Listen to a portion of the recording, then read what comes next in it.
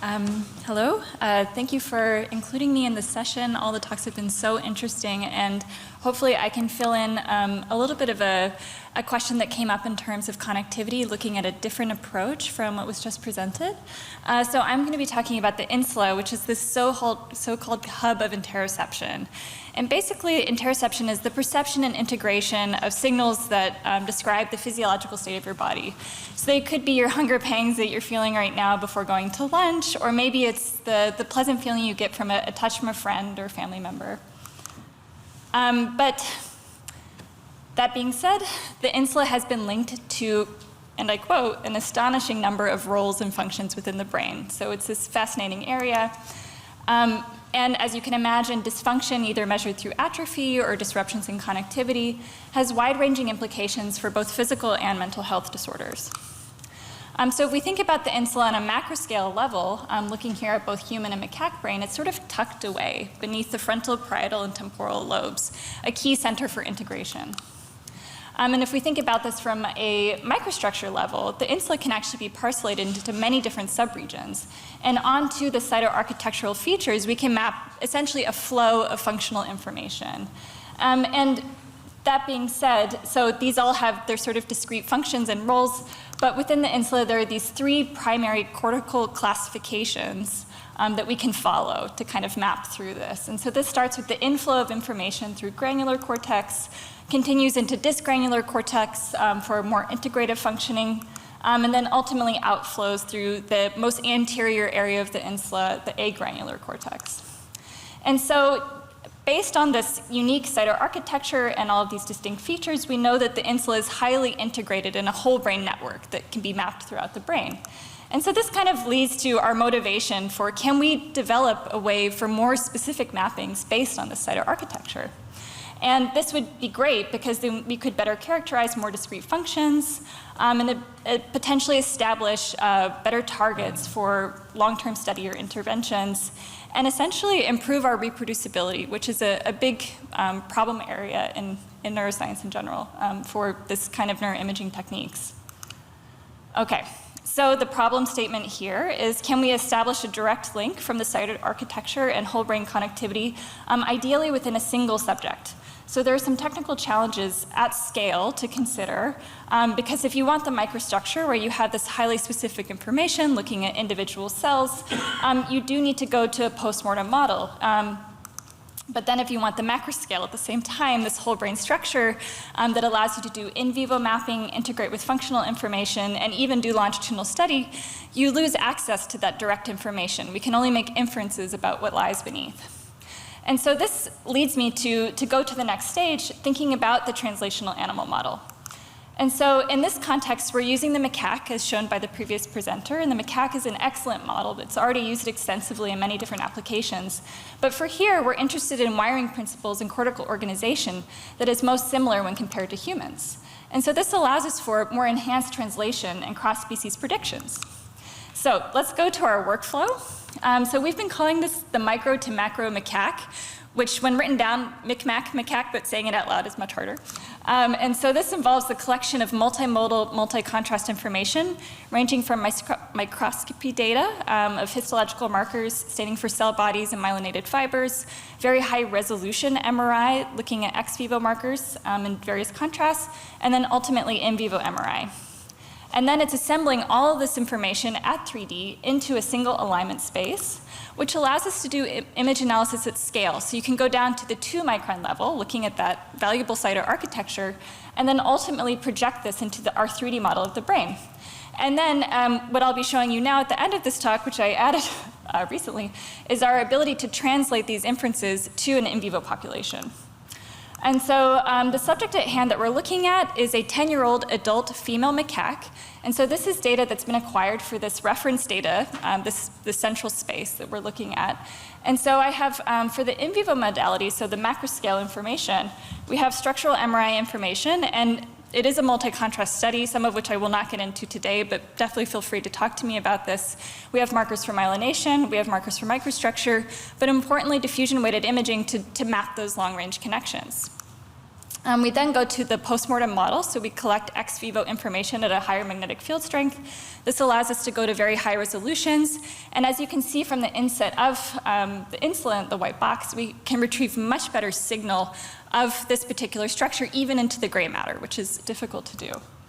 And then finally, going down to the microscale, we have matched information through the Nissl staining and Gallagher staining of this particular data set. So all of this data is acquired in one single animal. And just for some of the details, the images here are scanned at 2 micron in plane resolution. And there is a difference here when comparing as a reference to the big brain, where the big brain is this continuous resolution. We actually go for spacing at even intervals. There's a 400 micron spacing between each of these stains. However, the stains for the cell bodies in myelin are adjacent to each other. They're touching. Okay, and so there's many pre-processing steps. For those of you involved at any stage of this process, you'll be fully aware, and we've seen in a previous talk as well. So I'm just going to give the big picture flavor, is that we have a lot of image pre-processing and artifact correction. We have many stages of nonlinear alignments because we have multiple modalities, varying resolutions, and 2D and 3D information. So this is done in collaboration with Claude Lepage at the MNI, and the alignment procedures he's been following are essentially what's being used for BigBrain with his own modifications for this non-continuous data set. So now that we have our 3D model, we can do the labeling. So this is a cytoarchitectonic labeling using those 3 classifications of the insula. So this is done by PhD student Joey Charbonneau. So he's labeled, there's 15 subregions per hemisphere, and the 2 micron data here is needed. So we really have to go down and look at that cellular density, that laminar structure. It's all an important component of this process. But once we have that, we can project this at scale. So here we have a volumetric rendering. We can also look at this at the surface of those cytoarchitectonic labels of the insula in our reference data space. We can now use those parcellations as seeds for a mapping of the long-range connections specifically related to that cytoarchitecture. And so I'm using diffusion tractography to do this, and I have a few adaptations of my own that I had to develop to get this to work. But we're very happy with the results, and I'm now going to show you results of an unconstrained and unfiltered tracking from that single subject in the ex vivo data set. So this is a look at that. So this cytoarchitectonically seeded tractography. And so you can see right away from the color profiles that we see a dissociation or sort of distinct patterns of the 3 different cortical types forming this whole brain network, launching from the insula. And just to give you an idea of what this actually means, what am I talking about cytoarchitecture, here's just some insets of samples of each cortical type from those general classifications. So agranular, dysgranular, and granular. And kind of the major distinction here is there or is there not a layer 4? It's not there in the agranular cortex. It's kind of there in the dysgranular cortex, and it's very distinctly there in the granular cortex, which is beautifully organized, and I really like this one. This is kind of where the information comes in, and there's believed to be an enterotopic mapping within this fundus. Oh. Okay, so now we can use that information to launch our region of interest tracking, or seed tracking. And so here's just the selection of tracks rendered in 3 dimensions, but also if you look at what kind of looks like a photo booth picture, scrolling through the brain of coronal slices, you can see this beautiful dissociation of those 3 regions. But let's look at it a different way so we can be more empirical. So this is just taking a tract. So here's that agranular tract that I showed before, and using the streamlines, so basically the individual components of that particular tract, and projecting their endpoints to the surface. And so where the color is darker, that means more of those endpoints or more of those streamlines are intersecting with the surface in that location. And what we can do is essentially evaluate where the streamlines are going on the cortical surface in relation to known projection endpoints from the literature. And we can do this for each tract of each seed region. So these are just various examples. But looking at all of them projected onto the surface of the brain, we have this distinct mapping of these cortical areas. And these do align, at least in our initial exploration, with known cortical downstream targets of insula from previously acquired data. Now, the next stage of this process was we've shown this in a single subject in a single reference data set, but what would be really great is if we can instead extend this inference to an in vivo population. So in order to do that, we rely on the wonderful world of surface mapping. So what we can do is match each individual subject's cortical morphometry and resample that to the centrally defined coordinate system and allow for translation across subjects, but also time, data types. And then these are the results for a cohort sample of 16 subjects, 3 males, 13 females, ranging in age from 7 to 20 years with an average age of 14. Everything is the same for our reference data set in terms of acquisition, pre-processing, and protocols. It was all matched, all part of the same cohort. And you can see now with the power of more subjects, a much more distinct mapping of those cytoarchitectonically defined downstream targets. Okay, so for our observations, we did observe with our highly specific data set this topographic organization, but additionally it was repeatable in an in vivo cohort. We are interested in continuing with validation, so either using historical track tracing data, newly acquired data, or other markers in conjunction with this analysis. But we do believe knowing where you are in space will be really powerful, especially for developing predictive models. And then something fun that I wanted to add in for this workshop is that one of the highlights of working with this data is that the insula is our use case. This is our application that we're working on, but it could be used more broadly. And so what we wanted to do was to make the data accessible. And so could you play the video, please? We'll see if that happens. Thank you.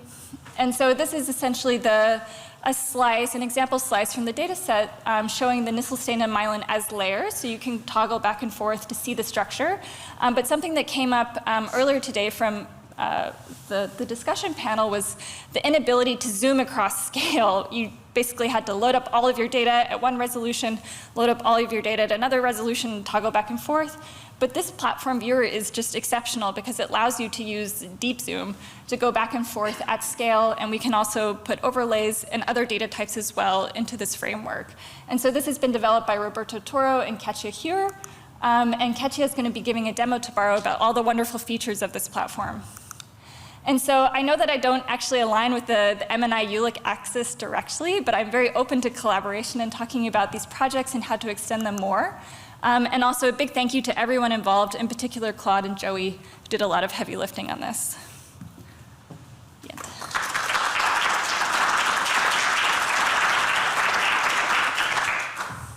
Thank you very much. One or two questions?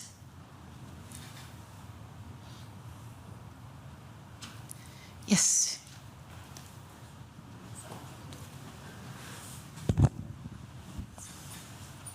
Hi, really, really amazing work. I just had noticed some like tracks going into the brainstem, and I was wondering what's that? Like, what's happening? Yeah, so that's the reason I didn't filter it, because I was so fascinated by this. So there are basically input coming up from the spinal cord and the brainstem into various cortical areas, and that seems to be captured in this data. And so I love it. I'm not taking it out.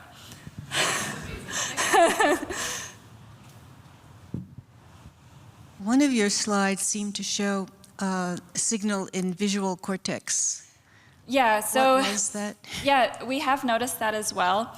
And so something that I need to further develop is essentially there needs to be some refinement of this process. And there's various strategies that can be employed. For tractography in particular, we can essentially say if for sure there is a no-go region, but sometimes with this mapping that's unfiltered, things will get caught up in a large fiber bundle and just kind of branch off. And if you don't control for that, then it will exist.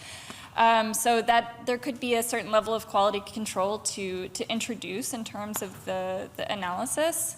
But as of right now, probably the most likely target for that will be just to look at those projection densities and to evaluate how we can look at the greatest amount of intersections. Correct me, but I think there would be no precedent for that in the tracing literature.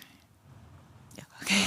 No, and that extends to the validation component, is to try our best to align. So there is publicly available data that I've seen through the the COCO-MAC atlas, and so they essentially provide regions of where tracks are going, both anterior grade and retrograde, and so we could try to interface with that to basically increase the depth of these results, but that would be another validation step that we haven't done yet. as we're all saying, lots of work to do.